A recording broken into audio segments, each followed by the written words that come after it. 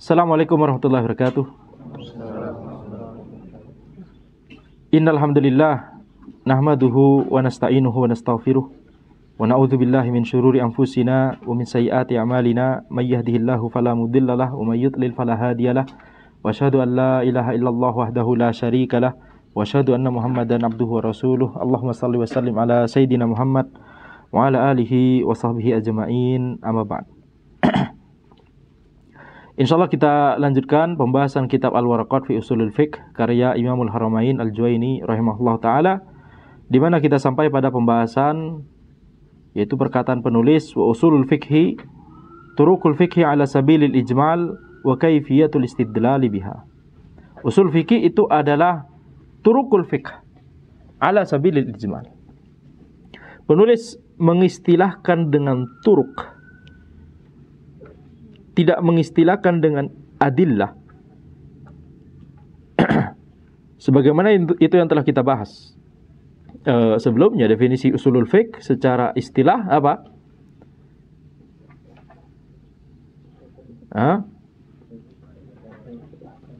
Kalau istilah fikih secara syariat atau secara istilah, misalkan fuqaha dan usuliyin, ma'rifatul ahkam syariah, al-amaliyah, al-muktasabah min adillatiha tafsiliyah, begitu ya. Sedangkan usulul fiqh itu adillatul fiqhi al-ijmaliyah. Harusnya begitu.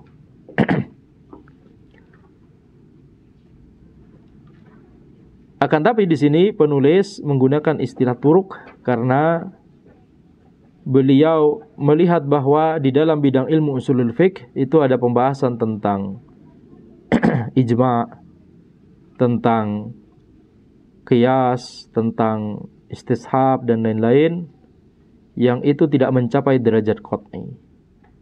Kalau kita pakai istilah adillah, maka itu derajatnya qat'i, yakin. Kalau ijma', kalau yakni qiyas, kalau istishab dan lain-lain, maka itu cuma mencapai derajat dhanni saja. Sehingga untuk mencakup itu semua kita pakai istilah turuk. Maka tentunya ini adalah pemilihan istilah yang tidak perlu dan tidak tepat. Seharusnya menggunakan istilah adillah. Usulul fikhi adalah adillatul fikhi ala sabilil ijmal. Harusnya begitu. Dalil-dalil fikih ala sabilil ijmal, secara umum. Jadi maksudnya yang dibahas di usulul fikh itu adalah apa saja dalil yang bisa dijadikan sebagai landasan dalam ilmu fikih. Apa saja dalil yang bisa dijadikan hujjah dalam ilmu fikih. Apakah Al-Quran adalah hujjah? Naam. Apakah As-Sunnah adalah hujjah? Naam. Apakah ijma' adalah hujjah? Naam. Apakah mimpi adalah hujjah? Tidak bisa. Apakah ilmu ladunni bisa jadi hujjah? Tidak bisa. Nah, ini berarti membahas dalil-dalil tersebut secara global, secara ijmal, secara umum. Tidak secara tafsili, tidak secara terperinci. Karena kalau secara terperinci maksudnya adalah kita membahas ayat tertentu. Wa aqimus shalah. Oh, di sini ada fi'il amr aqimu menunjukkan wajibnya as-shalah. Maka ini menunjukkan apa? Ini menunjukkan berarti yang dibahas sudah masuk ilmu fikih. Yaitu mengetahui ma'rifatul ahkam syariah al-amaliyah al-mutasabab min adillatiha at-tafsiliyah. Mengetahui hukum-hukum syariah amali yang itu didapat dari dalil-dalil yang terperinci. Ya. Diambil dari dalil-dalil yang terperinci. Nah, dalil yang terperinci maksudnya ayat tertentu atau hadis tertentu atau ijma' tertentu atau qiyas tertentu dan seterusnya. Atau kaidah usul fikih tertentu atau kaidah tertentu ya, kaidah usul fikih tertentu digabung dengan ayat tertentu atau hadis tertentu, maka hasilnya adalah produk hukum tertentu, wajib atau sunnah atau mubah atau makruh atau haram. Maka ini adalah pembahasan di ilmu fikih. Adapun pembahasan di ilmu usulul fiqh utamanya adalah membahas mana dalil yang bisa dijadikan sebagai hujjah dan landasan dalam ilmu fikih. Wa kaifiyatul istidlal biha, dan bagaimana beristidlal dengan dalil-dalil tersebut. Wa ma'na qaulina wa kaifiyatul istidlal biha tartibul adillah fit taqdimi wat ta'khir wa ma yatba'u dzalika min ahkamil mustahidin. Yang dimaksud dengan kaifiyatul istidlal, tata cara beristidlal dengan dalil tersebut, maksudnya adalah tartibul adillah fit taqdim wa ta'khir, yaitu mengetahui urutan dalil. Mana dalil yang dikedepankan, mana dalil yang diakhirkan.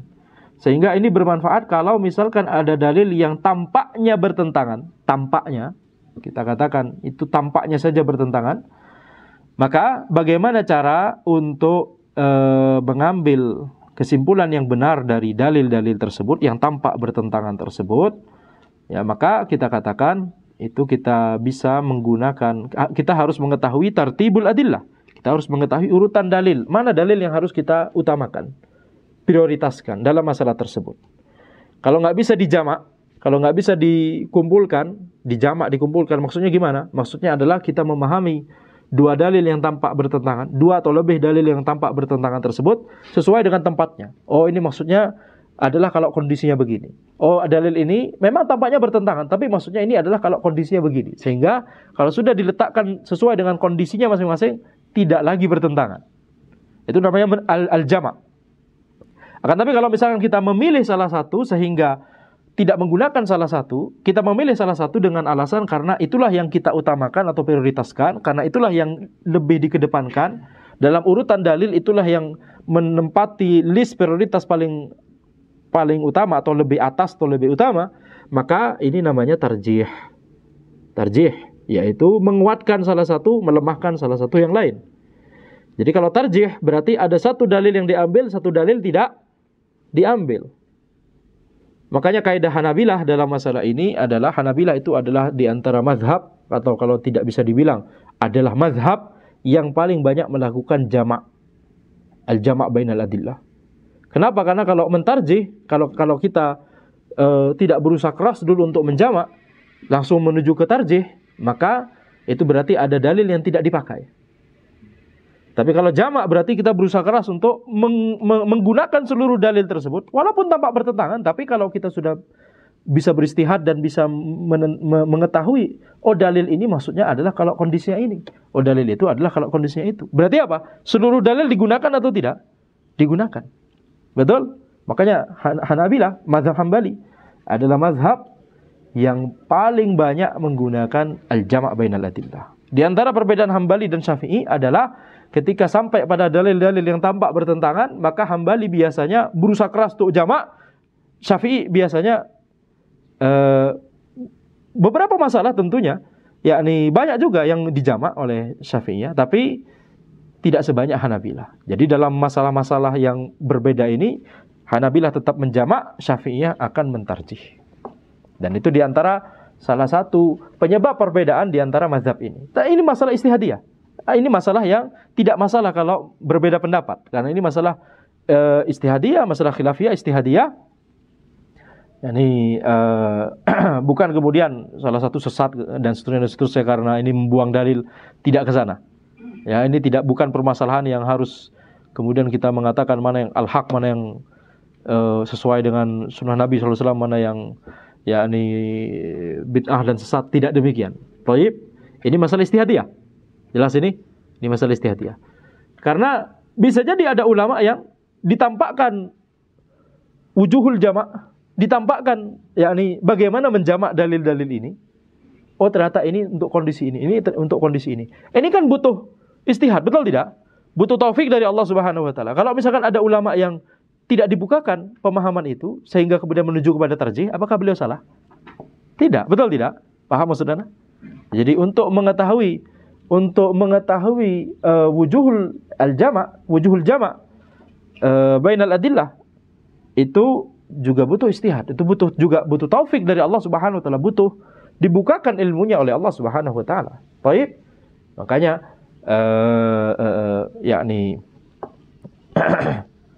yakni ini adalah masalah istihadiyah. Jadi kaifiyatul istidlal biha itu makna pertamanya adalah kita mengetahui tartibul adillah, urutan-urutan dalil.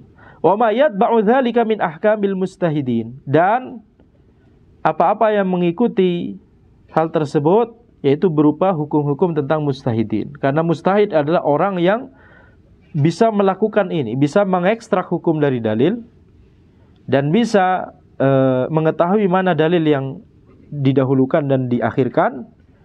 Dan itulah mengapa kita harus mengetahui tentang hukum-hukum mustahidin. Siapakah yang boleh melakukan istihad?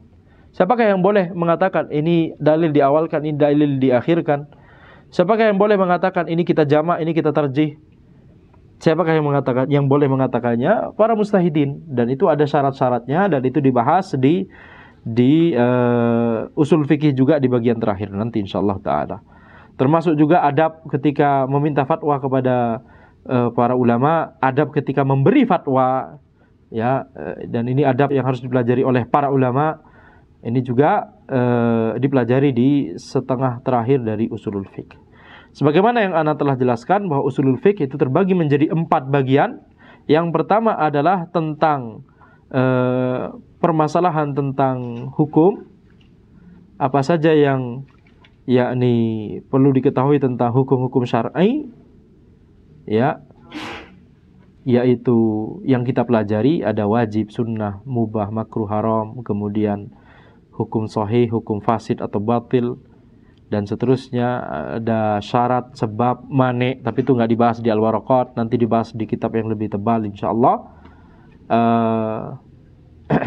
Kemudian terkait masalah hukum juga, ini seperempat pertama dari fikih, ya, masih seperempat pertama dari fikih, yaitu terkait masalah hukum, yaitu siapakah orang yang terkena kewajiban-kewajiban dari syariat. Yang itu dibahasakan oleh orang-orang yang menggunakan istilah taklif, dibahasakan sebagai mukallaf. Walaupun kita katakan ini istilah ini ada catatan di situ, betul tidak? Itu sudah kita bahas.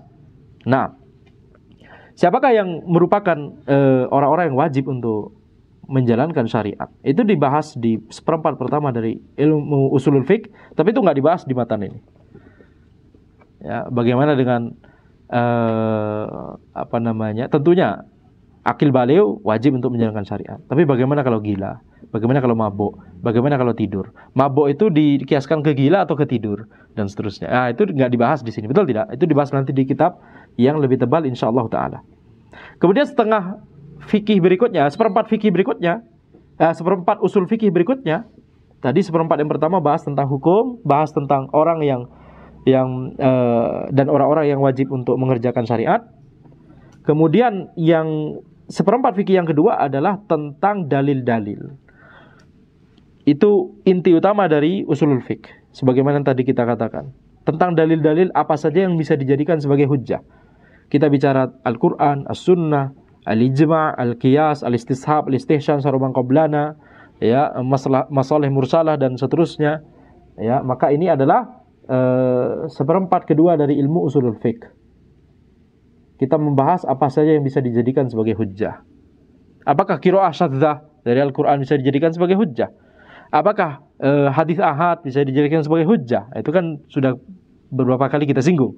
Kalau itu jawabannya adalah boleh dan wajib bahkan mengerjakan mengamalkan hadis ahad baik dalam masalah akidah ataupun masalah fikih selama hadisnya terbukti sahih secara sanad. Khalas.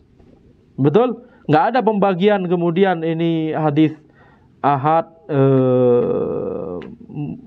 mutawatir jadi qat'i, ahad jadi dhanni. Dalam Ahlussunnah nggak ada. Yang ada adalah sahih atau dhaif atau bahkan palsu. Sahih, hasan, dhaif, ya, maudhu'. Khalas. Itu saja. Kalau sahih atau hasan amalkan, kalau dhaif atau palsu tinggalkan, begitu. Betul tidak? Itu Ahlussunnah demikian. Jadi kita lihat itu seperempat kedua dari ilmu usulul fiqh.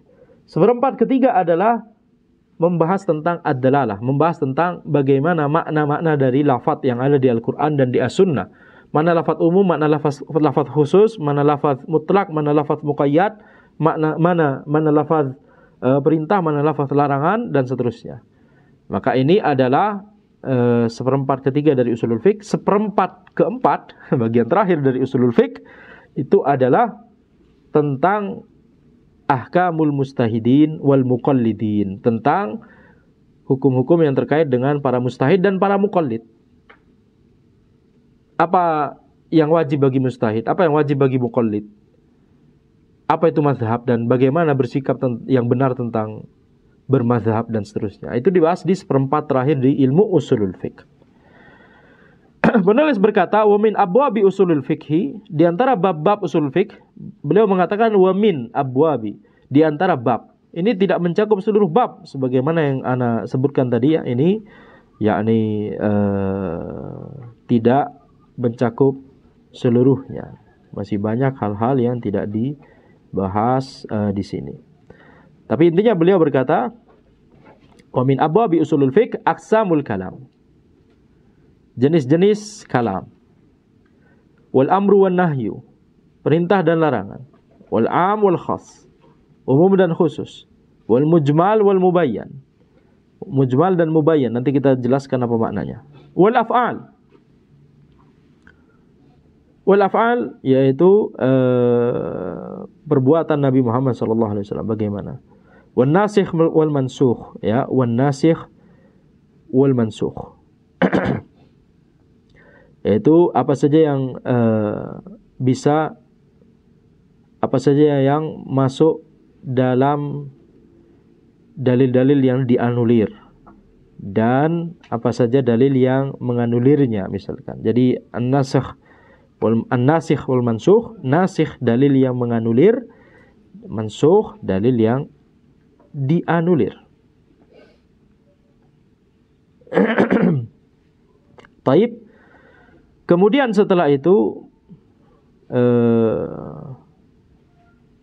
bahas tentang ta'arud. Sementara lihat dulu ya. Ada tentunya pembahasan mutlak dan muqayyad, tapi tidak dibahas, maksudnya tidak disebutkan oleh Al-Juwaini di situ, tapi dibahas tentang mutlak dan muqayyad. Tadi kan disebut am, khas, kemudian mujmal, mubayyan, kemudian ada mutlak, muqayyad. Itu nanti dibahas juga insyaallah. Tapi itu cuma tidak disebutkan saja di pembahasan min abwabi usulul fiqh ini. Ya. Ya karena itu kayaknya nggak dimasukkan dalam fasal tersendiri, tapi mengikuti. Tapi kalau seandainya itu dipisahkan maka itu bagus ya. Wal am wal khas, wal mujmal wal mubayyan, wal mutlaq wal muqayyad. Misalkan begitu. Wal af'al wan nasikh wal mansukh wat ta'arud. Ta'arud itu adalah ketika dalil, ada dua dalil atau lebih yang tampak bertentangan. Yang kita bahas tadi. Wal ijma'. Ijma' itu adalah salah satu dalil setelah Al-Qur'an dan As-Sunnah. Wal akhbar, tentang hadis-hadis Nabi Muhammad SAW. Sebagian ulama mengatakan, ini lihat pengaruh ilmu kalam, hadis yang harusnya diawalkan ditaruh di belakangan seperti ini. Betul? Ini harusnya dibahas pertama kali. Bahkan sebelum bahas al-amru wan nahyu, maka bahas Al-Quran wa sunnah wal ijma'. Ya tapi ya ini kita katakan tentunya masalah tertib abwab ya, pengurutan bab-bab itu bisa jadi bisa jadi masalah istihadiyah, tapi seharusnya pembahasan tentang akhbar itu sebelum ijma'.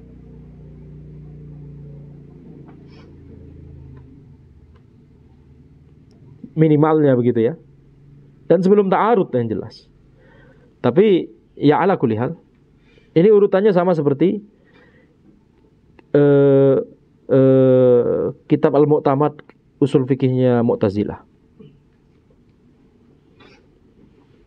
Wal qiyas, ya pembahasan qiyas, wal hadzar wal ibahah, pembahasan tentang hadzar dan ibahah nanti dibahas ya, haram dan mubah, hukum asal sesuatu ya, pembahasan tentang itu. Wa tartibul adillah, kemudian urutan-urutan dalil. Wa sifatul mufti wal mustafti wa ahkamul mustahidin, sifat dari mufti, sifat dari mustafti, orang yang minta fatwa. Mufti orang yang memberi fatwa, mustafti orang yang meminta fatwa, wa ahkamul mustahidin, dan hukum-hukum mustahid.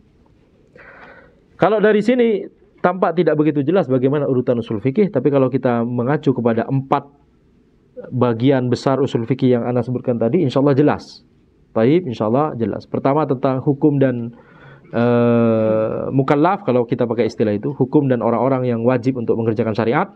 Kemudian yang kedua, dalil-dalil secara ijmal. Yang ketiga, membahas tentang dalalatul alfaz. Dalalah itu maksudnya adalah penunjukan makna oleh lafaz tersebut. Bagaimana lafaz tersebut menunjukkan makna. Jadi kita membahas tentang bagaimana mengekstrak makna dari suatu lafaz. Itu dalalatul alfaz. Kemudian seperempat terakhir dari usul fikih adalah ahkamul mustahidin wal muqallidin. Sekarang kita masuk pada fasal yang pertama. Penulis Al-Juwaini rahimahullah taala memasukkan al-kalam di sini, pembahasan pertama dari bab-bab usul fikih, ya.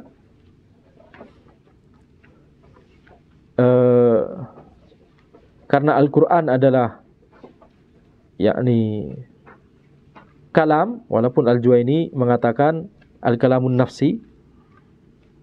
Al-kalamun nafsi yaitu makna, sebuah makna. Jadi kalau Anda ingatkan lagi, ya, ini sudah kita bahas, betul tidak, tentang al-kalamun nafsi. Jadi kalau manusia misalkan ketika berbicara, maka ada berbicara yang muncul dalam bentuk lafaz seperti ini, dan ada pembicaraan yang ada di hatinya, betul tidak? Itu al-kalamun nafsi. Apa yang muncul di benaknya itu. Nah, Asy'ariyah meyakini bahwa yakni Al-Qur'an itu adalah al-kalamun nafsi. Sebuah makna yang ada di yang itu belum terejawantahkan menjadi lafaz. Setelah terejawantahkan menjadi lafaz, maka makhluk. Itu pemahaman Asy'ariyah. Itu pemahaman Asy'ariyah. Nah, karena setelah terejawantahkan menjadi lafaz itu jadi makhluk, maka itu mengapa kita harus membicarakan tentang lafaz-lafaz. Yang kemudian ini bahas tentang kalam. Yang ini sebenarnya pembahasan nahwu. Ya. Amma aqsamul kalam fa aqallu ma yatarakkabu minhul kalam isman au ismun wa fi'lun. Mungkin di naskah yang lain isman au ismun wa fi'lun au fi'lun wa harfun. Begitu ya? Ada tambahan.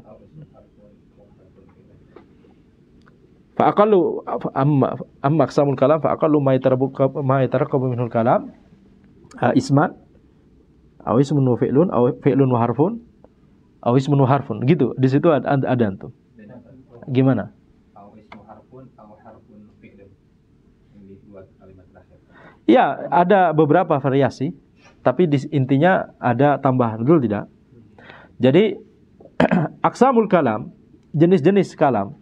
Kalam di sini maksudnya adalah yakni kalimat dalam bahasa ini, jumlah. Ada jumlah ismiyah, ada jumlah fi'liyah, begitu kan? Betul tidak? Di nahwu. Amma aqsamul kalam fa aqallu ma yatarakkabu minhul kalam. Jadi komponen minimal untuk membentuk suatu kalam, untuk membentuk suatu kalimat itu ada bisa berupa isman, dua ism, yakni mubtada dan khobar, jumlah ismiyah. Zaidun jalisun, Zaid duduk, misalkan begitu, betul tidak?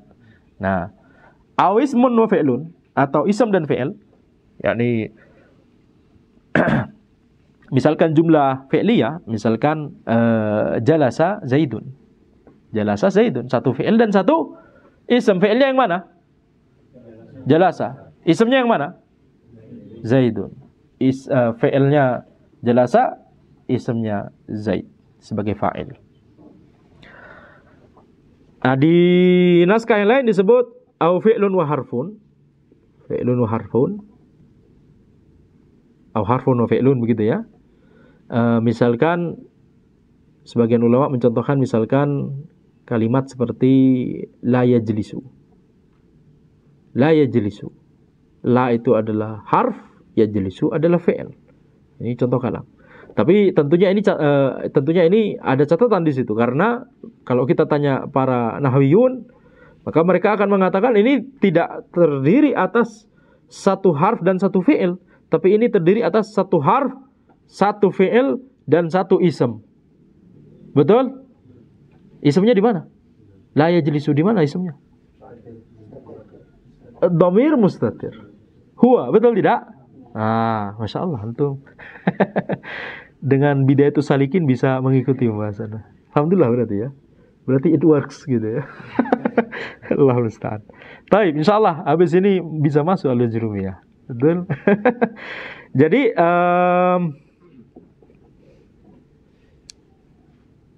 au fi'lun wa harfu. Baik. Jadi lihat di sini kalimat pertama ini. Ini pembahasan nahwu. Tapi sebenarnya tidak masalah dimasukkan ke dalam usulul fiqh karena usul fikih dalam sejarahnya memang juga membahas tentang nahwu dan membahas tentang ilmu hadis. Sebelum ilmu hadis itu menjadi ilmu hadis, pembahasan ilmu hadis itu awalnya dibahas di usulul fiqh. Kenapa demikian? Karena usulul fikih peduli dengan mana dalil yang bisa dijadikan sebagai dalil, betul tidak? Bagaimana dengan hadis? Maka para ulama usul fikih peduli dengan mana hadis yang bisa dijadikan sebagai hujjah. Kita bicara ulama-ulama terdahulu seperti Imam Syafi'i, Imam Malik, Imam Abu Hanifah, Imam Ahmad. Betul? Yang mereka itu sudah mengetahui kaidah-kaidah usul fikih ini. Cuma kebetulan Imam Syafi'i yang pertama kali merumuskan dalam sebuah kitab, yaitu dalam kitab Ar-Risalah. Maka mereka juga memiliki perhatian dengan mana hadis yang sahih dan mana hadis yang dhaif. Sehingga mereka akan membahas tentang masalah sanad ini. Nah, kemudian itulah yang kemudian dirumuskan dalam bidang ilmu terpisah oleh para ulama hadis, yang itu menjadi ulumul hadis atau mustalahul hadis, istilah hadis. Jadi sebenarnya tidak masalah kalau misalkan antara bidang dengan bidang itu saling terkait. Seperti misalkan masalah yakni ini masalah nahwu, tapi tidak masalah. Walaupun sebagian ulama itu mengatakan ya sebaiknya kalau masalah nahwu dibahas di nahwu saja. Jangan dibahas di usul fikih. Ilmu hadis dibahas di ilmu hadis saja, jangan dibahas di ilmu usulul fikih. Maka kita katakan ya mungkin itu idealnya demikian, betul tidak? Tapi kalau kita melihat sejarah usul fikih di mana bidang ilmu usul hadis ilmu hadis tersebut belum berkembang sehingga itu mengapa ada pembahasan ilmu hadis di ilmu usulul fikih, maka wajar betul tidak kalau ada pembahasan ilmu hadis di ilmu usulul fikih sebagaimana ada pembahasan nahwu di ilmu usulul al-fikih. Jadi Anda katakan ini masalah istihadiyah. Baik, ini masalah istihadiyah. Jadi di kalangan ulama Ahlussunnah ada yang berbeda pendapat demikian. Ini harusnya kalau pembahasan usul hadis ya di ilmu hadis saja. Pembahasan nahwu di nahwu saja.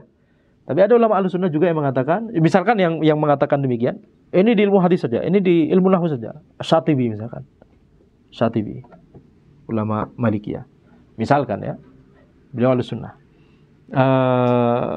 Tapi ada juga yang menjelaskan ya ini melihat dari faktor historis, sejarah perkembangan ilmu di mana belum ada waktu itu, belum dirumuskan ilmu usul hadis dan nahwu ya masih belum establish begitu ya sebagai bidang ilmu.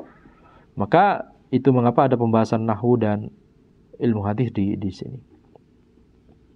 Di usul fikih. Wal kalamu yanqasimu ila amrin wa nahyin wa khabarin wa istikhbarin. Kalam itu terbagi menjadi amr, perintah, nahyu, larangan, al-amru wa nahyu, perintah dan larangan, wa khabarin, dan kabar, wa istikhbarin, bertanya, pertanyaan. Wal kalamu yanqasimu ila amrin wa nahyin wa khabarin wa istikhbarin.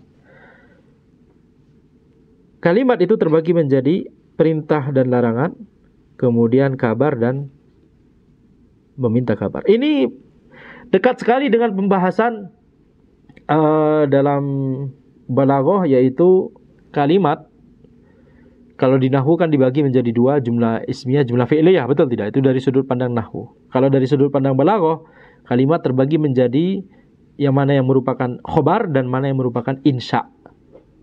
Khobar dan insya. Khobar itu adalah suatu kalimat yang bisa kemasukan as-sidq wal kadhib bidzatihi. Apa maksud dari kalimat ini? Maksudnya adalah kalau kita fokus pada zat kalimat itu, maka dia bisa kemasukan as-sidq wal kadhib. Dia bisa kemasukan label sidq, benar, atau kadhib, dusta, atau bohong, atau salah gitu. Minimal salah gitu ya. Itu namanya khobar, mengabarkan. Kalau seseorang mengabarkan sesuatu dalam kalimat khobar, kalimat mengabarkan. Khobar di sini bukan mubtada khobar, bukan, beda lagi. Itu istilah di nahwu. Khobar di sini maksudnya mengabarkan. Kalau mengabarkan bukan berarti kalau kita melihat kalimat tersebut, kita lihat zat kalimat itu sendiri, tidak melihat kepada orang yang mengatakannya. Kita melihat zat kalimat itu sendiri, maka ini bisa dimasuki sidq sama kadzib. Benar atau salah, begitulah ya. Ini kalimat ini kabar yang benar atau kabar yang salah. Itu maksud dari perkataan kita, khobar itu adalah kalimat yang bisa kemasukan as-sidq wal kadzib bidzatihi, dengan zat kalimatnya itu sendiri. Tidak memperhatikan orang yang mengatakannya. Karena kalau kita juga memperhatikan orang yang mengatakannya, kalau itu kabar tersebut dari Allah Subhanahu wa taala, yakni ayat Al-Qur'an, kemasukan as-sidq wal kadzib atau tidak? Nggak mungkin, pasti cuma as-sidqu, betul? Nah, dan kalau itu kabar dari Nabi Muhammad SAW, kemasukan as-sidq wal kadzib atau tidak? Kalau itu benar-benar dikatakan oleh Nabi Muhammad SAW secara sanad sahih, tidak kemasukan as-sidq wal kadzib, walaupun secara kalimat, secara kalam itu adalah yakni khobar. Karena kita melihat orang yang mengatakannya, tidak hanya melihat kepada zat kalimat itu sendiri. Itu dalam ilmu balaghah demikian makna dari khobar. Kemudian satu lagi, insya. Ada khobar, ada insya. Insya itu apa? Maksudnya adalah kalimat yang tidak kemasukan label as-sidq wal kadzib. Contohnya perintah. Misalkan orang memerintahkan, duduk. Apakah kita kemudian kita katakan, ini kalimatnya benar, ini kalimatnya salah? Tidak bisa kemasukan label itu. Ya berbeda dengan label, ini perintah benar atau perintah salah. Itu beda bab itu, maksudnya kalau ada orang bilang minum khamr, nah ini perintah yang salah, betul tidak? Tapi bukan itu maksudnya. Maksudnya adalah apakah dengan dengan kalimat perintah duduk, apakah kita bisa labeli ini adalah memuat statement yang benar atau memuat statement yang salah? Tidak bisa. Perintah nggak bisa, larangan nggak bisa. Pertanyaan demikian masuk insya. Jadi al-amru wan nahyu wal istikhbar, yang tiga kata yang disebutkan oleh penulis di sini, al-amru wan nahyu wal istikhbar, ini sebenarnya masuk insya. Ya, sebenarnya masuk insya. Wa min wajihin akhar yang qasimu ila haqiqatin wa majaz. Wa min wajhin akhar yang qasimu ila haqiqatin wa majaz. Dari sudut pandang yang lain, kalam itu terbagi menjadi hakikat dan majaz. Taib. Kita masuk pada pembahasan serius sekarang. Pembahasan yang disebutkan oleh para ulama, bahwa ini pembahasan yang paling banyak orang-orang Mu'tazilah dan Asy'ariyah memasukkan akidah mereka yang menyimpang ke dalam usulul fiqh. Kalau antum mau ditanya bab mana yang paling banyak mereka bisa memasukkan akidah mereka yang menyimpang ke dalam usulul fiqh, maka bab ini, yaitu pembagian mereka terhadap kalimat itu terbagi menjadi ada yang hakiki dan ada yang majaz.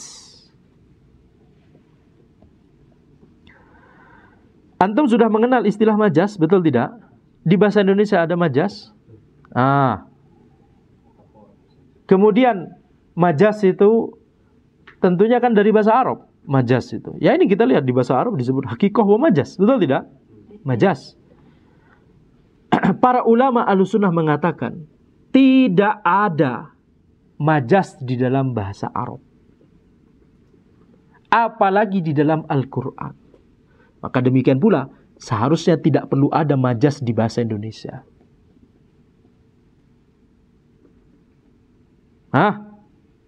Jadi selama ini apa yang antum pelajari berarti?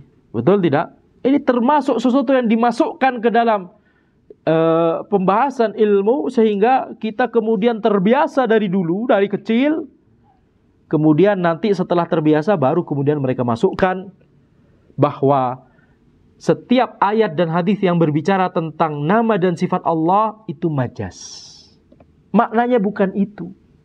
Maknanya adalah ketika misalkan disebutkan yadullahi fawqa aydihim, tangan Allah di atas tangan-tangan mereka. Apa ini maksud dengan yadullah, tangan Allah? Majaz ini. Maksudnya adalah pertolongan Allah, maksudnya adalah kekuatan Allah, takwil. Mereka mengenalkan ini, pembagian ini, kalimat itu terbagi menjadi hakikat dan majaz. Ini dalam rangka supaya mereka dengan mudah mengatakan, supaya dengan mudah mereka melakukan takwil terhadap sifat Allah Subhanahu wa taala. Sampai sini jelas? Makanya para ulama mengatakan ini adalah bab yang paling banyak mereka memasukkan akidah menyimpang mereka ke dalam akidah Ahlus Sunnah, ke dalam ilmu usul fikihnya Ahlus Sunnah. Ilmu usul fikih dirumuskan pertama kali oleh Imam Ahlus Sunnah, Al-Imam Syafi'i. Ya, nggak ada pembahasan sama sekali tentang majaz. Buka kitab Ar-Risalah Al-Imam Syafi'i, buka kitab buka seluruh kitab-kitabnya Al-Imam Syafi'i rahimahullah ta'ala. Gak ada pembahasan sama sekali. Satu lafaz pun menyebutkan kata majaz. Buka kitab-kitabnya Imam Ahmad, buka kitab-kitabnya Imam Malik, buka kitab-kitabnya murid-muridnya, murid langsungnya Imam Abu Hanifah, Muhammad ibn Hasan Asy-Syaibani dan Abu Yusuf, dua murid seniornya Imam Abu Hanifah. Lihat perdebatan yang terjadi, perdebatan untuk mencari kebenaran, bukan perdebatan debat-debat kampungan. Perdebatan yang terjadi antara Al-Imam Syafi'i dengan Muhammad bin Hasan Syaibani tentang masalah fikih dan usulul fikih. Gak ada pembahasan satupun tentang majaz. Lihat kitab-kitab terdahulu, tidak ada pembahasan satupun tentang majaz. Bahkan kalau kita melihat kitab-kitabnya para nahwiyun, kitab-kitabnya para ulama lughah, kita lihat kitab-kitabnya Al-Khalil, Sibawayh, Al-Farra, Abu Amr bin Al-Ala, Al-Asma'i, misalkan, tidak ada satupun disebutkan kalam itu terbagi menjadi hakikoh dan majaz. Ini kalimat yang antum baca ini di Al-Waraqat ini, wa min wajhin akhar yang qasimu ila haqiqatin wa majaz. Dari mana? Dari orang-orang yang terpengaruh ilmu kalam. Tidak ada majaz dalam bahasa Arab. Sehingga tidak ada majaz dalam Al-Quran dan As-Sunnah. Sehingga demikian tidak perlu ada majaz juga. Tidak ada majaz juga dalam bahasa-bahasa yang lain. Jadi gimana yang kita maksud selama ini dengan majaz-majaz itu? Itu yang kita bahas setelah lagi insyaAllah. Tapi sebelum ke sana, Ana baru teringat sekarang. Ana mau menjelaskan terlebih dahulu. Sebelumnya kita sudah mengetahui bahwa orang-orang ahli kalam itu membagi masalah akidah menjadi akliyat dan sam'iyat. Sudah dibahas di majelis ini. Masalah akidah dibagi oleh ilmu kalam menjadi masalah-masalah yang mereka sebut akliyat dan sam'iyat. Belum dibahas? Baik. Ana mau membahas bahkan alasan mengapa mereka membagi menjadi dua masalah. Ini penting sekali.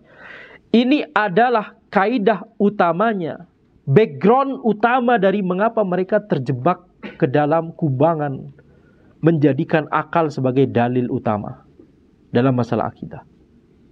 Ini pembahasan yang penting sekali yang mau antum dengarkan ini insyaallah. Jadi mereka mengatakan bahwa dalam masalah tentang nama dan sifat Allah,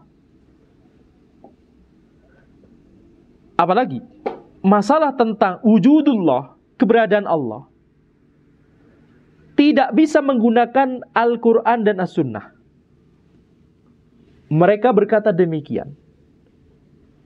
Kenapa? Menurut sudut pandang mereka, tidak logis. Perhatikan ini argumentasi mereka. Dan ini yang melandasi semua akidah mereka. Ini akarnya gitu maksudnya. Kalau antum ingin mempelajari suatu akidah yang menyimpang, antum harus tahu akarnya. Karena kalau antum bisa bersihkan akarnya, masalah-masalah penyimpangan yang menjadi furu penyimpangan mudah insyaAllah. Tapi kalau akarnya tidak bisa dicabut, maka kalau antum bantah sebagian furu, ya mungkin itu bakal bisa tercerahkan ya, tapi biasanya susah kalau cuma furu saja yang dibantah. Harus dari akarnya dicabut. ketika mereka mengatakan bahwa dalam masalah nama dan sifat Allah, atau bahkan dalam masalah wujudullah, Allah itu ada atau tidak, tidak bisa menggunakan Al-Quran dan As-Sunnah. Kenapa? Kata mereka, karena Al-Quran itu adalah kalam Allah. As-Sunnah itu adalah sabda Nabi Muhammad SAW yang merupakan utusan Allah. Kalau kita mau membuktikan tentang apakah Allah itu ada atau tidak, nggak bisa dengan menggunakan kalamnya sendiri. Ini daur, kata mereka. Ini muter.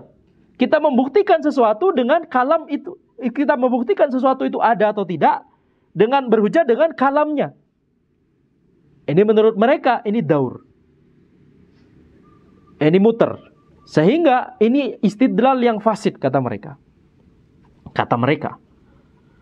Sehingga apa? Sehingga untuk membuktikan tentang apakah Allah itu ada, coba bayangkan, kita harus menggunakan dalil yang bukan nas. Apa dalil yang bukan nas? Akal. Makanya mereka mengatakan kewajiban pertama, al-awwal wajibin. Awwal wajibin. Apa kewajiban pertama? Alal mukallaf, terhadap mukallaf. Ini perkataan mereka. Awwal wajibin alal mukallaf an-nazar. Yaitu berpikir. Sebagian mereka berkata al-qasdu ilan nazar. Yaitu mulai berniat untuk berpikir. Mikirin apa? Mikirin tentang Allah itu ada atau tidak. Antum harus yakin, harus mendapatkan argumentasi akal yang yakin untuk membuktikan Allah itu ada atau tidak. Itu dulu.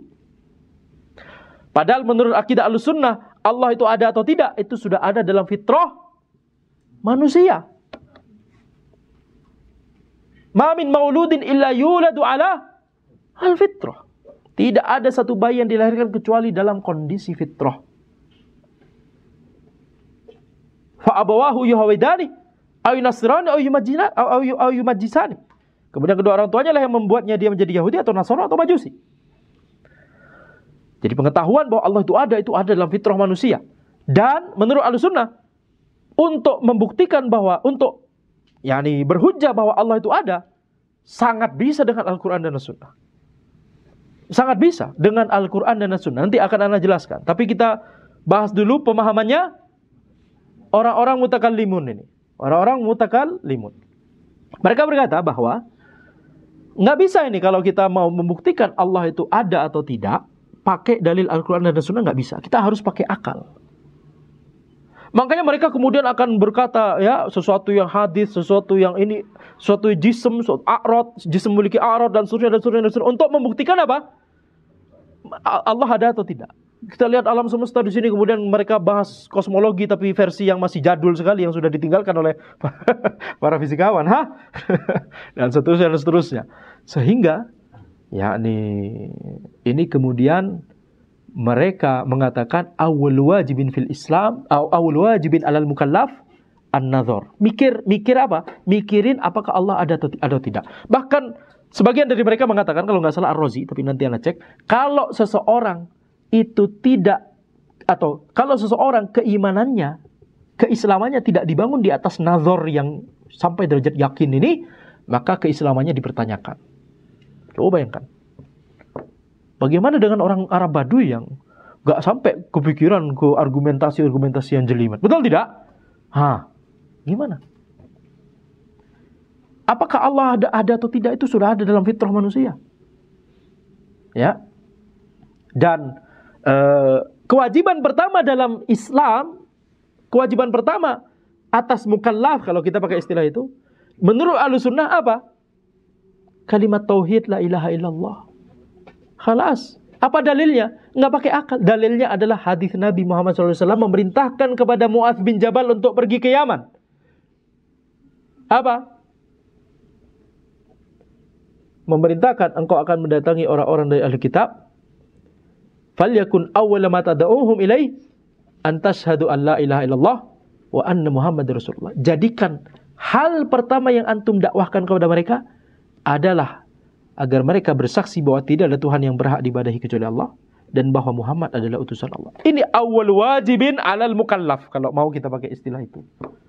Dan kalau mau kita bahas istilah Ahlussunnah membahas apa awal wajibin alal mukallaf. Itu kan karena mereka membahas begitu, betul tidak? Orang-orang mutakallimin membahas masalah ini, akhirnya Ahlussunnah akhirnya mikir, itu salah, yang benar gimana? Yang benar adalah kita lihat hadis Nabi Muhammad SAW, "Falyakun awwala ma tad'um ilai an tashhadu an la ilaha illallah wa anna Muhammadar Rasulullah." Khalas. Kalimat tauhid. Kalimat tauhid itu adalah awal wajibin alal mukallaf. Apa dalilnya? Hadis. Nah, ini hujjah yang kuat. Betul? Hujjah jelas. Dibandingkan dengan argumentasi mereka yang mengatakan bahwa kewajiban pertama bagi seseorang mikir untuk membuktikan apakah Allah itu ada atau tidak. Mereka pakai dalil akal. Setelah mereka pakai dalil akal untuk membuktikan Allah itu ada atau tidak, dan mereka menghabiskan waktu banyak dan energi yang banyak sekali tentang itu untuk mengestablish secara mantik argumentasi yang dibutuhkan untuk membuktikan secara logika bahwa Allah itu ada. Setelah ini selesai, baru kemudian mereka membahas tentang nama dan sifat Allah. Tapi membahas nama dan sifat Allah nggak bisa pakai Al-Quran dan As-Sunnah sebagai dalil utama. Nggak mungkin kita berdalil tentang sifat Allah menggunakan sifat Allah yang lain, yaitu kalamullah.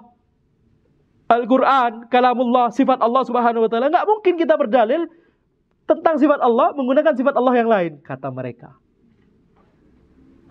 Antum paham logikanya? Pahami saja tanpa terpengaruh ya maksudnya. Sehingga mereka akan menggunakan akal sebagai dalil utama untuk membahas nama dan sifat Allah. Al-Quran dan As-Sunnah bisa dijadikan sebagai dalil, tapi cuma sekunder saja. Makanya ketika ada ayat atau hadis yang bertentangan dengan akal, mereka apakan? Antara mereka tolak, atau mereka takwil, atau mereka tafwid. Betul? Ini yang terjadi. Antara mereka taktil, mereka takwil, atau mereka tafwid. Ini gara-gara apa? Gara-gara pemikiran yang ada di kepala mereka bahwa gak mungkin kita berdalil dengan dalam masalah apakah Allah itu ada atau tidak, gak mungkin dengan kalam Allah. Berarti kalau kita berdalil dengan kalam Allah, kita sudah mengasumsikan Allah itu ada. Begitu ya. Ini argumentasi logis. Logika mereka nggak logis sebenarnya, tapi kenapa tidak logis? Nanti kita akan sampaikan sebentar lagi insyaallah. Jelas ini? Kenapa ini tidak logis? Tampaknya logis, betul tidak? Untuk membuktikan kalau itu diterapkan kepada manusia di dalam alam dunia mungkin logis-logis saja, betul. Misalkan ada alien, misalkan gitu ya. Nggak mungkin kita, ya ala kulli hal, nggak usah sampai ke sana. Ya, jadi itu pemikiran yang tidak logis dan itu penuh cacat. Setelah mereka menetapkan secara akal sebagai dalil utamanya bahwa Allah itu ada, kemudian mereka bahas nama dan sifat Allah dengan menggunakan akal sebagai dalil utama. Kemudian mereka setelah mereka mengestablish tentang Al-Quran, kalau Allah itu ada dan Allah punya nama dan sifat, kemudian Al-Quran ini adalah dari Allah Subhanahu wa Ta'ala, kemudian di dalam Al-Quran itu disebutkan bahwa Allah mengutus Nabi Muhammad SAW. Berarti setelah ini kita sudah menetapkan hujjiyah dari Al-Quran dan As-Sunnah. Menetapkan, sudah punya landasan secara akal bahwa Al-Quran dan As-Sunnah sudah bisa dipakai sekarang. Kenapa? Karena masalah Al-Quran itu sudah ada runtutan logikanya. Kemudian masalah nubuat, bahwa Nabi Muhammad SAW diutus oleh Allah, sudah ada jalur logikanya. Baru setelah itu bisa kita gunakan Al-Quran dan As-Sunnah. Dalam masalah apa? Misalkan dalam masalah kita tentang masalah hari akhir, boleh kita berdalil dengan Al-Quran dan As-Sunnah. Masalah tentang takdir, qada dan qadar, boleh kita bahas tentang itu dari Al-Quran dan As-Sunnah. Tentang malaikat, boleh kita bahas itu tentang Al-Quran dari Al-Quran dan As-Sunnah. Makanya mereka kemudian membagi masalah akidah menjadi akliyat dan sam'iyat. masalah akliyat itu adalah masalah-masalah yang antum nggak bisa menggunakan Al-Quran dan As-Sunnah sebagai dalil utama, karena antum harus membahas masalah ini, mengestablis masalah ini terlebih dahulu menggunakan akal. Karena tidak logis kalau mengestablis masalah ini menggunakan kalamullah. Coba bayangkan. Ajib. Ini masalah akliyat. Sedangkan masalah sam'iyat adalah masalah-masalah yang boleh antum menggunakan Al-Quran dan As-Sunnah sebagai hujjah. Sampai sini jelas. Runtutan pemikiran mereka. Sampai sini jelas. Ini penyakitnya. Penyakitnya apa berarti? Penyakitnya bahwa meyakini bahwa untuk membuktikan seluruh sesuatu ini harus dari paling awal dulu apa? Apakah Allah ada atau tidak? Nah, apakah Allah ada atau tidak? Nggak bisa kita jelaskan dengan menggunakan kalamnya Allah sendiri, tapi harus menggunakan akal logika. Ini penyakitnya. Padahal ini logika yang cacat. Ini logika yang penuh dengan kesalahan dan penyimpangan. Mana salahnya? Salahnya adalah kita berbicara tentang Allah yang itu ghaib. Itu di luar domain akal. Dan Allah tentunya mengetahui hal tersebut. Makanya Allah tidak membebani kita dengan sesuatu yang tidak mungkin untuk kita raih dengan akal. Tidak mungkin kita capai dengan akal. Makanya di dalam Al-Quran, Allah Subhanahu wa Ta'ala menantang kita untuk membuktikan sesuatu yang itu tampaknya masih dalam ranah kemampuan manusia, tapi sebenarnya itu di luar ranah kemampuan manusia. Allah Subhanahu wa Ta'ala berfirman, "Wa in kuntum fi raibin mimma nazzalna ala 'abdina fa'tu bi suratin min mithlih wad'u syuhada'akum min dunillahi in kuntum shadiqin." Al-Baqarah awal-awal. Jika kalian ragu, jika kalian meragukan tentang apa yang kami turunkan kepada hamba kami ini, yakni meragukan Al-Quran yang diturunkan kepada Nabi Muhammad SAW, maka buatlah satu surat yang semisalnya. Sertakan juga penolong-penolong kalian selain Allah Subhanahu wa Ta'ala. In kuntum shadiqin. Kalau kalian adalah orang-orang yang benar. Ini tantangan dari Allah kepada siapa? Kepada kita semua. Atau secara khusus kepada orang-orang yang meragukan Al-Quran. Tantangan. Tantangannya apa? Buat satu surat yang semisal Al-Quran. Dan surat yang paling pendek di Al-Quran, Al-Kautsar. 3 ayat saja. Inna a'tainakal kautsar. 3 ayat saja. Gak ada yang bisa membuatnya sama seperti keindahannya Al-Quran, kedalaman maknanya Al-Quran. Tidak ada yang bisa membuatnya. Sudah ribuan tahun. Sekarang kita sudah di abad ke-15 Hijriah. Gak ada yang bisa sama sekali. Kalau ada orang yang paling bisa untuk meniru uslubnya Al-Quran, orang-orang Arab Quraisy yang ada di zaman dahulu yang bahasa Arabnya masih fasih. Mereka saja tidak mampu. Mereka saja mendengar Al-Quran itu sudah langsung mengatakan, ini gak mungkin kalau dibuat oleh manusia. Ini gak mungkin dari Muhammad, gak mungkin dari penyair. Walaupun itu penyair yang top sekali. Ini gak mungkin dari dunia ini. Kalimat-kalimat, untayan-untayan kalimat ini. Antum kalau melihat misalkan William Shakespeare. Hah? Tahu William Shakespeare? Tahu? Kenal antum? Kenalan di mana antum? Tua sekali berarti ya. Tahun 1700-an kalau nggak salah orang ini ya. Salah satu karyanya apa? Ya itulah. Ya, nggak jelas itu. Tapi dia dikenal sebagai orang yang memiliki uslub yang bagus dalam berkarya. Style penulisannya itu tidak lama dari 100 tahun setelah dia meninggal, itu sudah bisa ditiru stylenya oleh para pujangga dan penyair yang lain. Jadi kalau itu buatan manusia, tidak perlu menunggu waktu lama, itu sudah bisa diimitasi, sudah bisa dibuat yang semisalnya. Ya, dan itu bahkan sudah ada papernya, pembahasan ilmiahnya, membahas karya-karya apa saja dan yang dikarang oleh siapa saja yang bisa meniru stylenya William Shakespeare. Coba bayangkan. Bagaimana dengan Al-Quranul Karim? Ini tantangan Allah Subhanahu wa Ta'ala. Antum kalau mau membuktikan apakah Al-Quran ini hak atau tidak, dan konsekuensi logisnya, apakah Allah ada atau tidak? Antum jawab tantangan ini. Nggak perlu antum membahas tentang Allah apakah ada atau tidak menggunakan dalil akal. Akal kita tidak mampu. Makanya Allah kemudian menantang kita dengan sesuatu yang itu kira-kira masih dalam ranah manusia. Membuat sesuatu yang, membuat karya yang itu sama uslubnya, dalam maknanya, sedalam Al-Quran, uslubnya sama seperti Al-Quran, keindahannya sama seperti Al-Quran. Itu kan tampaknya masih dalam ranah domain kemampuan manusia, betul tidak? Ini tantangan dari Allah ini. Tantangan dari Allah tidak menantang antum untuk membuktikan malaikat, tidak menantang antum untuk membuktikan alam barzakh. Antum akan mengetahui alam barzakh nanti setelah masuk sendiri tentunya, betul tidak? Masuk sendiri baru antum tahu alam barzakh. Kalau sudah meninggal dunia maksudnya ya, antum serius sekali.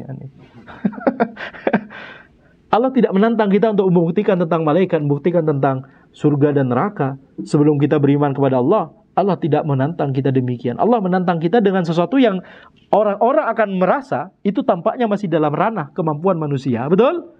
Tapi sebenarnya itu di luar ranah kemampuan manusia. Sebenarnya. Coba bayangkan, ada sesuatu di alam dunia ini yang tidak bisa ditiru, diimitasi. Padahal karya-karya lain, kalau kita pakai istilah karya-karya manusia maksudnya, karya manusia secara yang biasanya karya-karya manusia bisa ditiru. Jadi ini sudah cukup. Dan ini ayat yang membuat ana taubat dahulu ya. In kuntum fi raibin mimma nazzalna ala abdina fa'tu bi suratin min mithlihi wad'u syuhada'akum min dunillahi in kuntum shadiqin. Ini berarti apa? Ini membuktikan tentang keberadaan Allah Subhanahu wa taala, tentang kebenaran Al-Qur'an, menggunakan Al-Qur'an itu sendiri. Menggunakan kalam Allah itu sendiri. Inilah dalil utama. Tidak bisa menggunakan akal, tidak bisa menggunakan fisika, tidak bisa menggunakan ilmu dunia antum, tidak bisa menggunakan akal antum untuk membuktikan Allah ada atau tidak. Adalah menggunakan kalamullah itu sendiri. Kenapa?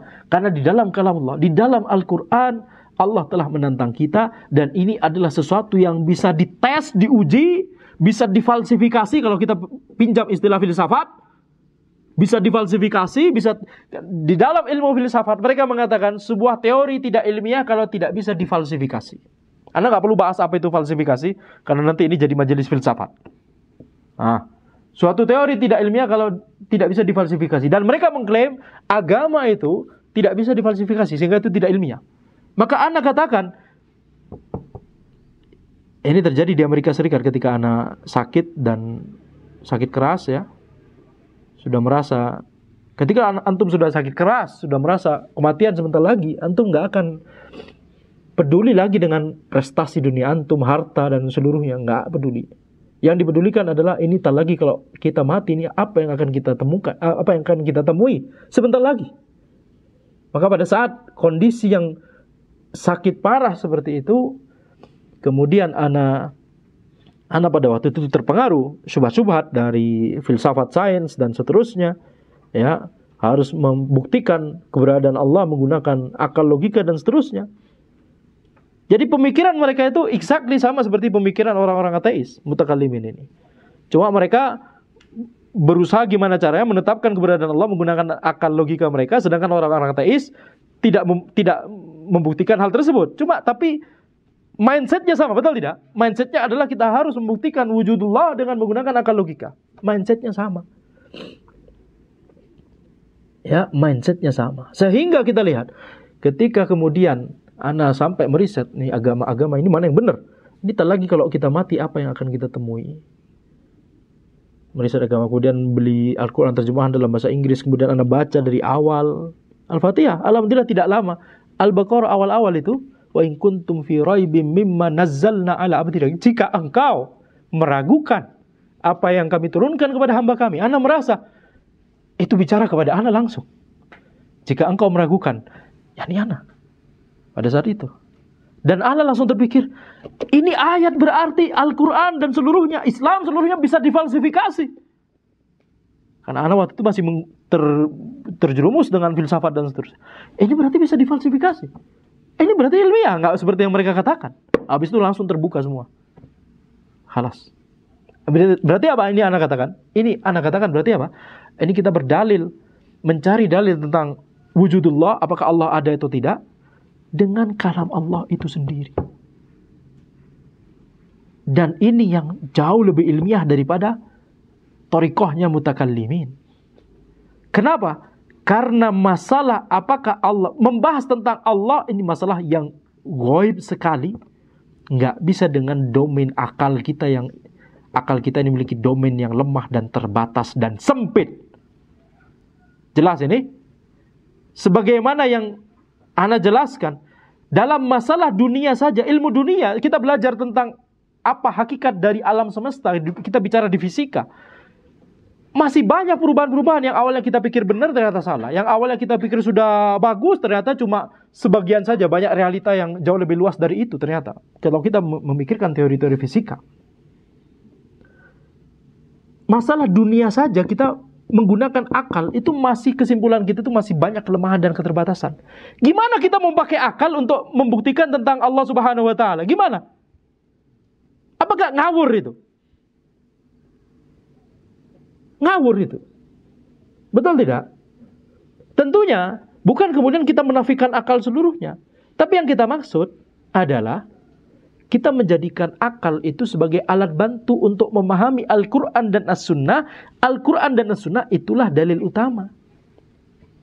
Bukankah untuk ketika membaca ayat wa in kuntum fi raibim mimma nazzalna ala abdina fa'tu bi suratin min mithli wa da'u syuhada'akum min dunillahi in kuntum shadiqin. Ketika membaca ayat itu kemudian terpikirkan kesimpulan, berarti Al-Quran dan Islam ini seluruhnya bisa difalsifikasi. Bukankah untuk mikir ini saja butuh akal? Betul tidak? Butuh akal yang cerdas. Mohon maaf. Betul? Butuh akal yang cerdas untuk bisa beristimbat dari ayat tersebut, untuk kemudian ya meruntuhkan seluruh syubhat orang-orang filsafat yang mengatakan bahwa agama seluruhnya termasuk Islam tidak bisa difalsifikasi. Ini kan juga butuh akal. Betul tidak? Ini butuh akal. Tidak semua orang kepikiran hal tersebut. Berapa banyak orang membaca ayat surah Al-Baqarah ayat 23 tersebut? Betul? Ayat 23. In kuntum fi raibin mimma nazzalna ala abdina fa'tu bi surah min mithlihi. Berapa banyak orang yang membaca ayat tersebut kemudian kepikiran bahwa oh ini ayat ini berarti mengatakan bahwa kalau pakai istilah orang filsafat ini bisa difalsifikasi. Kemungkinan bisa difalsifikasi walaupun sebenarnya nggak bisa, maksudnya nggak bisa disalahin juga, nggak bisa tantangan Allah tersebut dijawab kemudian ini semisal Al-Quran kita bisa bikin, nggak bisa, betul tidak? Nggak bisa. Fa lam taf'alu wa lan taf'alu. Ya, fattaqunnar quduhan nas wal hijarah. Betul tidak? Kalau kalian tidak bisa dan kalian tidak akan bisa, maka takutlah kepada neraka yang bahan bakarnya apa? Manusia dan batu. Sehingga ini kita lihat, yakni ini berdalil tentang Allah Subhanahu wa taala menggunakan kalamullah. Dan inilah yang hak. Kenapa? Karena Al-Quran dan As-Sunnah itu adalah dalil utama dalam setiap permasalahan. Setiap permasalahan ilmu syar'i. Kalau masalah ilmu dunia, antum pakai akal sebagai dalil utama, silakan. Silakan, memang itu domainnya. Dalam ilmu dunia, jadikan akal sebagai dalil utama, silakan. Dan antum harus siap menghadapi realita bahwa ilmu dunia selama ini antum merasa itu benar, ternyata salah. Karena akal antum lemah dan terbatas. Seiring perkembangan pemikiran, observasi dan eksperimen, ternyata ketahuan bahwa pemikiran sebelumnya salah, atau kurang sempurna, atau tidak sempurna, atau ada realita yang jauh lebih luas yang baru kita ketahui sekarang. Ternyata selama ini kita sempit sekali. Ketahuilah yang sekarang antum kira luas, ternyata bisa jadi di masa depan akan jadi sempit juga. Betul tidak? Itu kalau kita pakai akal. Jelas ini? Sehingga itulah mengapa kemudian orang-orang mutakallimin membagi masalah ini menjadi masalah akidah menjadi mana ini akliyat dan ini sam'iyat. Ini pembagian yang menyimpang, pembagian yang tidak ada hujahnya. Cuma pakai akal logika saja. Maka sama dengan ini. Nah, sehingga ketika kemudian mereka mengatakan karena untuk membuktikan Allah itu ada atau tidak saja itu pakai dalil akal.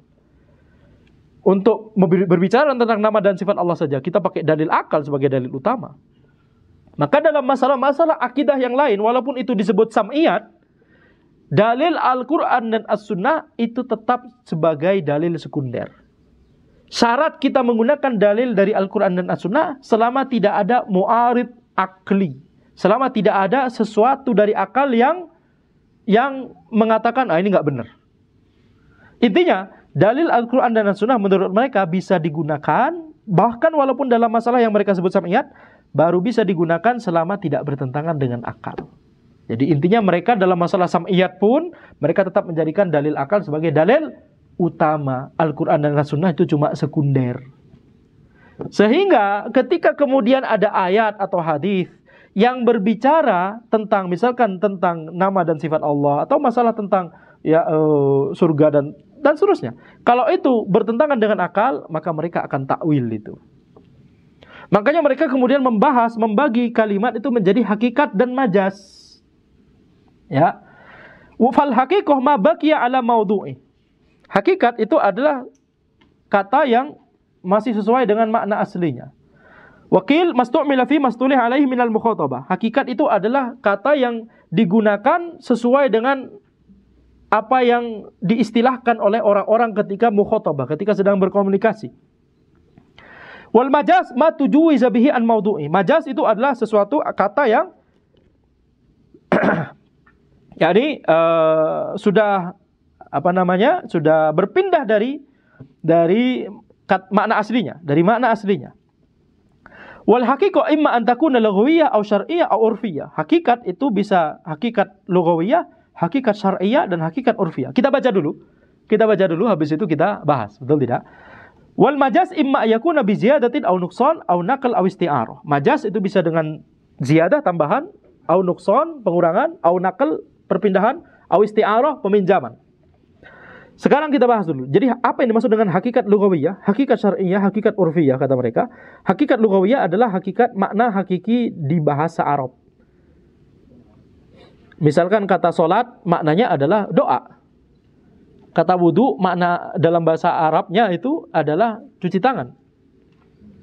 Tapi ketika itu menjadi istilah dalam syariat, maka itu berpindah dari hakikat lughawiyat menuju hakikat syar'iyat.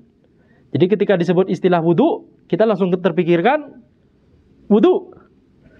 Itu berarti hakikah syar'iyah. Jadi perbuatan basuh muka, kemudian basuh tangan sampai siku, kemudian ngusap kepala, kemudian basuh kaki sampai mata kaki, ya itu kita sebut itu wudu. Nah ini berarti penunjukan makna dari kata lafaz wudu, sehingga kita terbayang perbuatan wudu dari basuh muka sampai basuh kaki, ini adalah hakikah syar'iyah kata mereka. Kemudian hakikah urfiyah maksudnya adalah yakni makna hakikat yang itu dari urf. Itu dari urf. Seperti misalkan yakni kalau itu sudah masuk dalam urf dan ini urf ini bisa secara sebentar ana perbaiki koneksi dulu di sini, zoomnya kok ada bermasalah ya. Minimal di sini saja ya, sebentar dulu. Ya memang kadang harus dibeginikan. Ya jadi kita lihat di sini hakikat urfiyah itu maksudnya adalah ketika dalam urf seseorang atau urf di suatu tempat atau daerah, itu kemudian kata tersebut digunakan untuk makna tertentu, maka ini maknanya adalah hakikat urfiyah.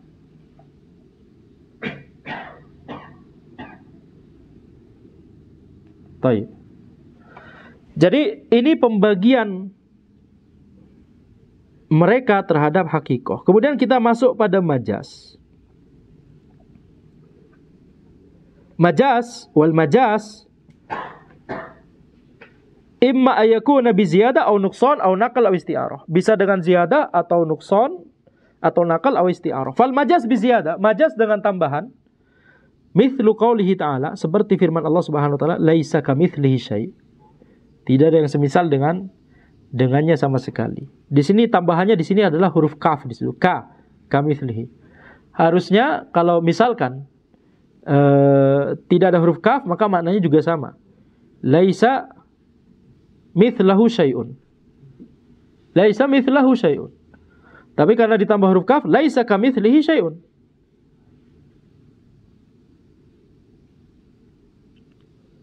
Ya, sehingga ini kata mereka, ini ziyadah, ini majas. Majas karena adanya tambahan. Tapi walaupun kita katakan bahwa tidak ada tambahan suatu yang ekstra di dalam Al-Quran.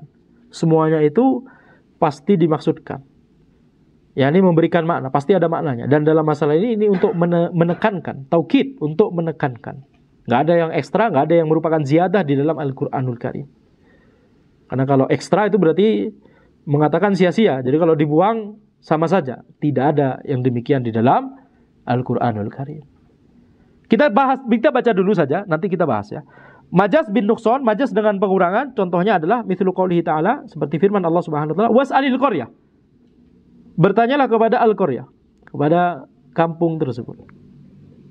Nah, mereka sebut ini majas karena ini majas dengan pengurangan. Kenapa? Karena ada kata yang dikurangi. Harusnya was'al ahlal qaryati. Harusnya was'al ahlal qaryati. Tanyalah penduduk kampung. Yang ditanyai adalah penduduk kampung, bukan kampungnya. Nah, ini kata mereka disebut sebagai majas. Majas karena apa? Majas dengan apa? Majas dengan pengurangan. Wal majas bin naql, majas dengan perpindahan. Kal ghaid fi ma yakhruju minal insan, seperti ghaid untuk menyebutkan sesuatu yang keluar dari manusia, yakni feses. Ghaid itu makna asalnya adalah sesuatu yang munkhafid, sesuatu yang rendah. Itu ghaid. Atau sesuatu yang lapang. Karena orang-orang Arab itu kalau mau buang hajat pergi ke tanah yang lapang untuk buang hajat gitu ya. Belum ada teknologi toilet pada saat itu. Bahkan ketika Islam sudah datang, belum ada. Para sahabat itu mengenal teknologi toilet pertama kali ketika mereka menaklukkan Romawi. Ya. Ini majas bin naql, majas dengan berpindah karena maknanya dipindahkan. Ghaid yang awalnya maknanya ini kemudian dipindahkan ke makna ini begitu. Wal majas bil isti'arah, majas dengan peminjaman, kaqouli ta'ala, seperti firman Allah Subhanahu wa taala, jidara yuridu ayyanqad. Jidara yuridu ayyanqad. Tembok yang udah mau roboh. Yuridu di sini, yuridu. Mengapa menggunakan kata yuridu?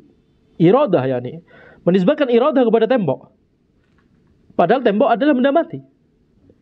Ini menisbatkan iradah kepada tembok ini karena kita minjem kata iradah yang itu biasanya untuk makhluk hidup.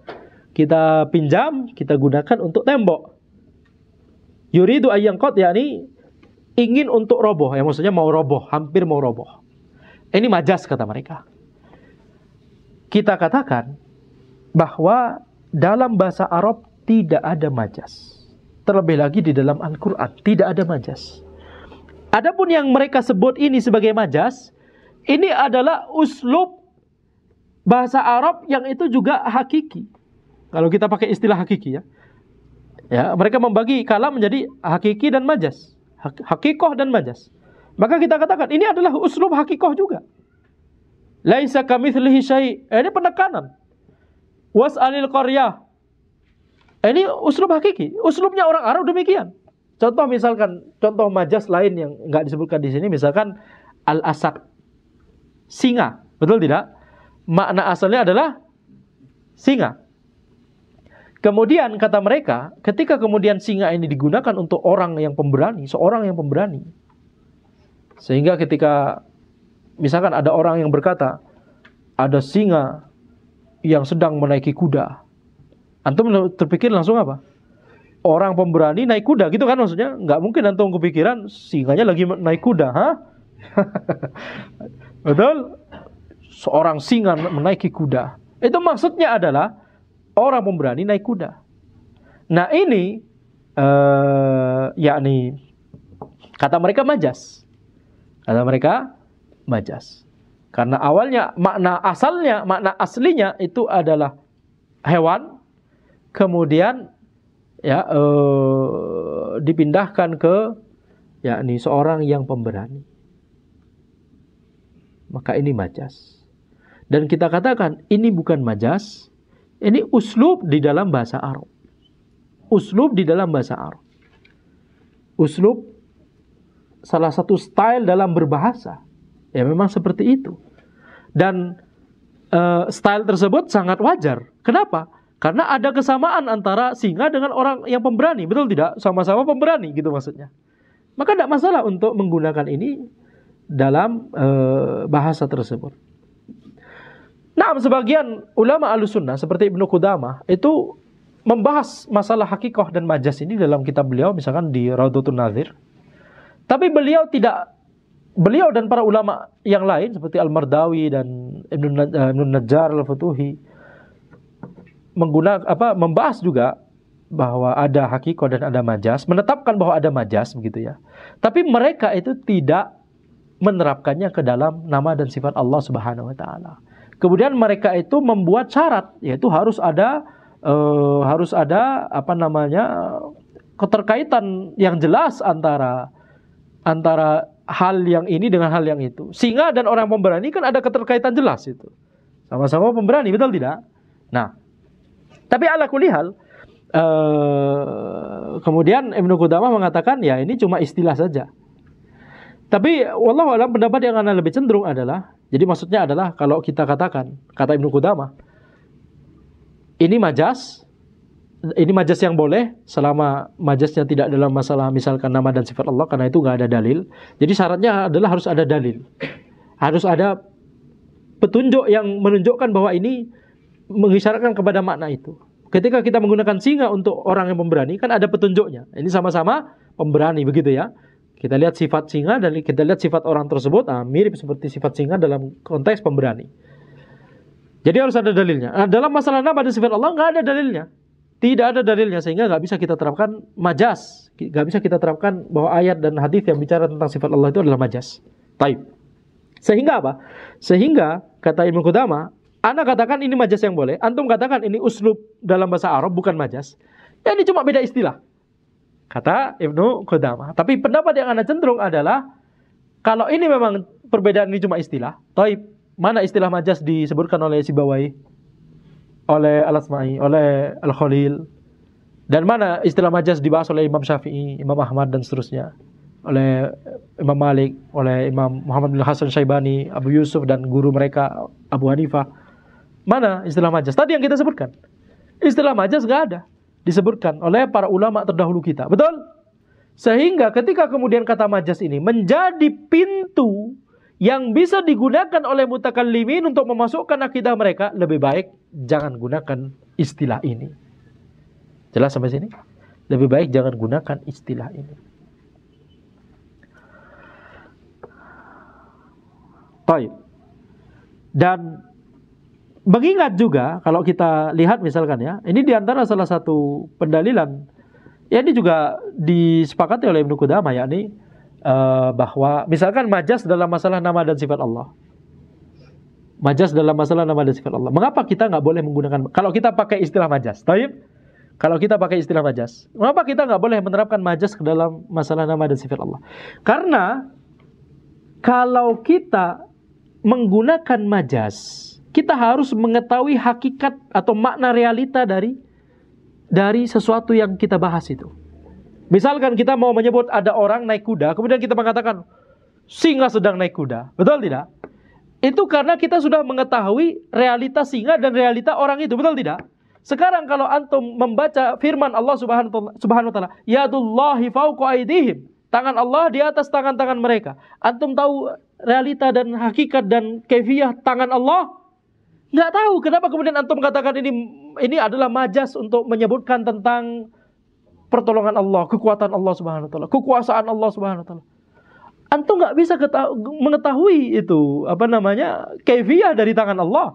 Padahal salah satu syarat supaya majaz itu sah untuk digunakan adalah kita harus mengetahui hubungan yang jelas. Kita harus tahu singa itu bentuknya kayak apa, sifatnya kayak apa. Oh, pemberani. Kemudian kita tahu orang ini kayak apa. Oh, pemberani. Sama-sama pemberani, kita majazkan. Betul tidak? Ini proses berpikir ketika orang itu mau menggunakan majaz. Kalau kita sepakat dengan adanya majaz dalam bahasa.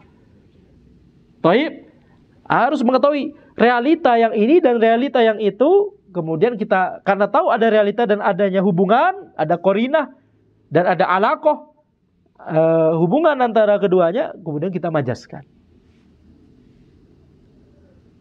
Dan kita nggak tahu bagaimana kaifiyah dan hakikah dari sifat-sifat Allah Subhanahu wa taala. Jadi nggak sah kalau kita pakai majas di situ. Ala kulli hal, ini bukan majas. Yang misalkan kita mengatakan ada seorang singa, ada singa naik kuda. Ini bukan majas, ini salah satu uslub berbahasa. Misalkan khalifah ini membangun istana dengan megah. Khalifah Harun ar-Rasyid membangun perpustakaan yang sangat megah. Taib, kata mereka itu majas. Kenapa? Emangnya Khalifah Harun ar-Rasyid yang maku beneran ngebatak begitu, nyemen. Beneran cuma satu khalifah, satu orang saja yang membangun perpustakaan? Kan enggak. Yang melakukan perbuatan membangunnya siapa? Tukang-tukang yang disuruh oleh khalifah, betul tidak? Kata mereka ini majas. Kita katakan, antum nggak perlu perkenalkan itu istilah majas. Ini uslub berbahasa. Ketika khalifah tersebut, kita tahu ada hubungan antara ini, yakni yang membangun memang para tukang, tapi karena itu diperintahkan oleh khalifah, maka kita kemudian salah satu uslub berbahasa kita adalah kita mengatakan khalifah membangun perpustakaan. Betul? Jadi Indonesia berhasil meraih juara 1 dalam yakni tilawatul Quran. Misalkan begitu. Apakah satu Indonesia yang juara? Kan cuma satu. Sinekdok totem pro parte pas pro toto. Itu nggak perlu. Itu uslub dalam berbahasa. Khalas. Uslub dalam berbahasa. Karena kalau kita kemudian ditanya, ya, Taib, ya, ini apa salahnya mengenalkan ini hakikoh, ini majas. Yang ana perbuat hanyalah uslub yang ini ana sebut uslub hakikoh. Uslub yang ini yang kata antum ini juga uslub juga. Ini uslub majas. Apa salahnya? Ana katakan salahnya adalah itu nggak ada yang pernah membahas Imam Syafi'i, Imam Ahmad, Imam Abu Hanifah, Imam Malik, bahkan para ulama nahwu zaman dulu si Bawayh, Al-Khalil, Al-Asma'i, nggak ada yang membahas satupun kata majas, satupun mereka membahas pembagian kalam menjadi hakikoh dan majas. Tidak ada satupun. Tidak ada satupun. Kemudian ini satu argumennya. Tambah argumen kedua, ini bisa menjadi pintu. Selama ini telah menjadi pintu. Ini pintu yang paling besar dan luas yang digunakan oleh mutakallimin untuk memasukkan akidah mereka ke usul fikih dan untuk mencederai yakni pemahaman Ahlussunnah. Maka kita katakan ini, kita simpulkan ya, tidak perlulah kita menggunakan istilah ini majas. Sampai sini jelas? Afwan agak panjang, tapi semoga antum menjadi jelas pembahasannya tentang ini. Ini harus dari akarnya dicabut sehingga kedepannya mudah biiznillah ta'ala untuk memahami al-haq terkait ilmu usul fiqh dan terkait ilmu akidah. Demikian yang bisa Anda sampaikan. Insyaallah kita lanjutkan di pertemuan berikutnya. Hadza wallahu a'lam. Subhanakallahumma wa bihamdika asyhadu an la ilaha illa anta astaghfiruka wa atubu ilaik. Assalamualaikum warahmatullahi wabarakatuh.